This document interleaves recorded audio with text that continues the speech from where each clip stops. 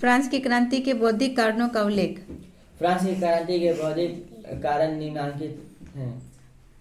France की क्रांति वर्गीय क्रांति थी। इसमें लेखक, चिंतक, दार्शनिक, अध्यापक, शिक्षक आदि लोग थे जिन्होंने इस क्रांति का सूत्रपात किया।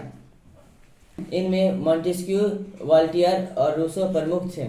मोंटेस्क्यू ने अपनी किताब विधि की आत्मा में सरकार को 3 भागों में बांटा: विधायिका, कार्यपालिका, न्यायपालिका। इसे ही शक्ति का पृथक्करण कहा गया, सिद्धांत कहा गया। वाल्टियर ने चर्च, समाज और राजतंत्र का पर्दाफाश किया, दोषों का पर्दाफाश किया।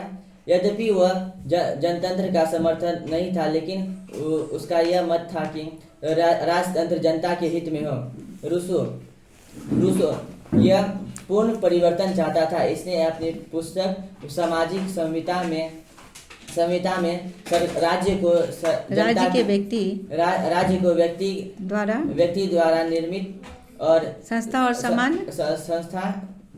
समान इच्छा का संपूर्ण माना। दिदरो ने अपने बृहद कोश में दिदरो के बृहद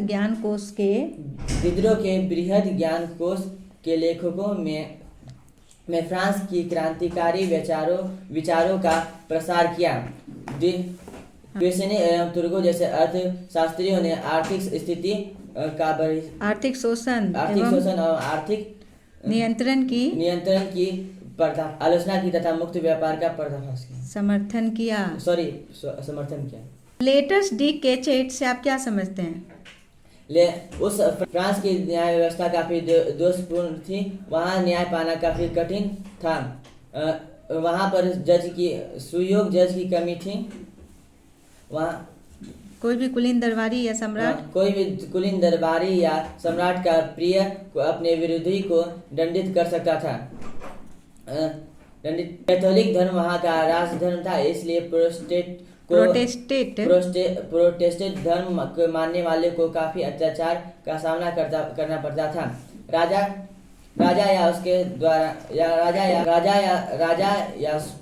स्वयं या मंत्रियों के द्वारा किसी भी व्यक्ति को बिना अभियोग बताए गिरफ्तार करवा सकता था। इस